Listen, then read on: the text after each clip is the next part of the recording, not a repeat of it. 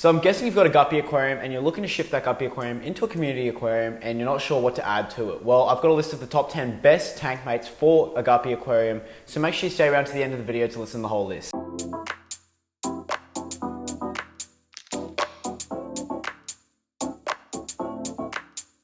Hey, how's it going everyone? Welcome back to Kingfish Simple. So in today's video, I'm going to give you guys a list of the top 10 best species to add to a guppy aquarium, the best tank mates for a guppy.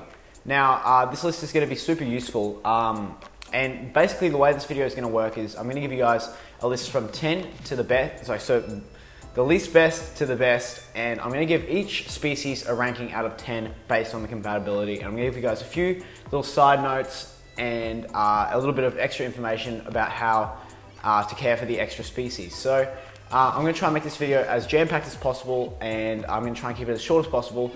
So I'm not going to go in depth on every species, but I'm going to try and make this video as useful as possible for you guys and not try and waste your time. If you're new to the channel and you haven't already seen some of my content, I make lots of aquarium related information videos as well as some entertaining ones. So if you like what I'm doing, please consider subscribing, and I hope to see you around in the up and coming videos. Alright, so at number 10 is the red cherry shrimp. Now I give the red cherry shrimp a 6 out of 10, and that's because the red cherry shrimp is a pretty easy shrimp to take care of. I keep red cherry shrimp in a little aquarium in my other room, and I'm absolutely in love with them. Red cherry shrimp breed really easily. They're super easy to take care of. I'd rate them on a care level of about moderate because they are a little bit sensitive, and fluctuations in water are not good for the red cherry shrimp. They'll probably kill them off. But if you are new to the aquarium hobby, I definitely recommend giving them a try. There's a lot of stuff that you can learn from taking care of red cherry shrimp. They're a little bit of a sensitive species, but they're mostly easy to take care of. And the reason I give them a 6 out of 10 is because when they are breeding, the little babies are very, very tiny, little shrimplets. And guppies do have the ability to eat those little things, and they make a really good snack for the guppies. So that's why they're not perfectly compatible with the guppies, and that's why they're at number 10. But I definitely recommend putting them in with some guppies. I keep mine with Endler guppies, and Endler guppies are a smaller species, and they go great together. So that's my number 10. Alright, so number 9 is the Otocinclus. Now, the Otocinclus is an awesome algae eater. Otocinclus are normally wild caught, they're not normally captive bred, so any Otocinclus that you'll buy from a pet store is usually caught from the wild. So the Otocinclus is going to get a 9 out of 10, and that's for a few reasons. The Otocinclus is a very sensitive fish since it's caught out in the wild, and that makes it a lot easier to kill, and it's not very good for beginners, but it's also a good fish because it's very, very peaceful and tamed, and it would never attack a guppy. And it also does a really good job of keeping the algae down in the aquarium. Now, they're a moderately difficult fish to take care of. In the aquarium hobby, we give them about a moderate level of how to care for them. So that's my number 9 on the list. So at number 8 is the Cardinal Tetra. Now the Cardinal Tetra is an absolutely awesome fish. They have a very nice neon line across the body, and they go really, really well in schools, and they provide an awesome display for any aquarium, especially aquariums with like a nice dark substrate to reflect off of the beam across them. Now I don't have any Cardinal Tetras to show you, but I'm going to put a bunch of videos here and show you how cool they look in schools. Now this fish is going to get a 9 out of 10 for compatibility. This is for a few reasons as well. They are a very easy fish to take care of. They don't require much, but they need little tiny pieces of food, and that makes them a little bit tricky to take care of and try and get them to eat. But you need about a school of 30 for them to thrive, and you need a relatively larger aquarium of about 30 gallons to house them comfortably. The Cardinal Tetra is awesome for a tank if you're making a display and you're not looking to breed anything, because the Cardinal Tetra will most likely never breed in a community aquarium, but they are an awesome display fish. So that's my number 8 on the list. Alright, number 7 on the list is the Bristlenose catfish. Now the Bristlenose catfish is a 10 out of 10 compatibility rate for guppies. Now they're awesome tank mates, and Bristlenose Pleco is a really good fish for algae eating as well, like the Otocinclus. Now I keep Bristlenose Pleco in this aquarium with my guppies, and I have never had any problems.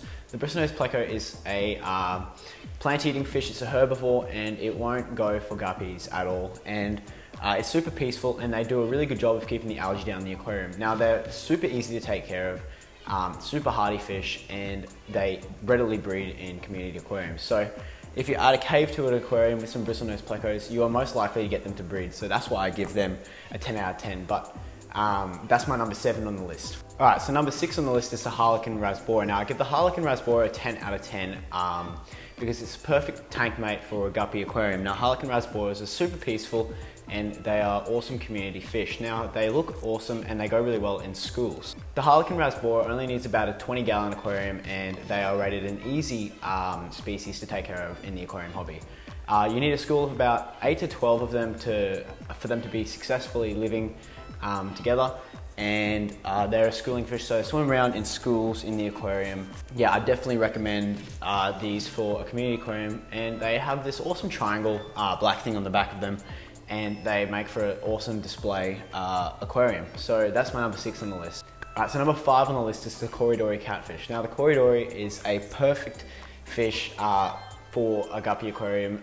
They're a perfect tank mate, and I'm going to give them a 10 out of 10 for tank compatibility. They need a sand substrate because they like to sift along the floor and they like to swim in schools, and they eat all the debris that falls in the aquarium, like all the extra flake food and worms and everything, and they pretty much keep the substrate clean because that's just how they filter feed pretty much.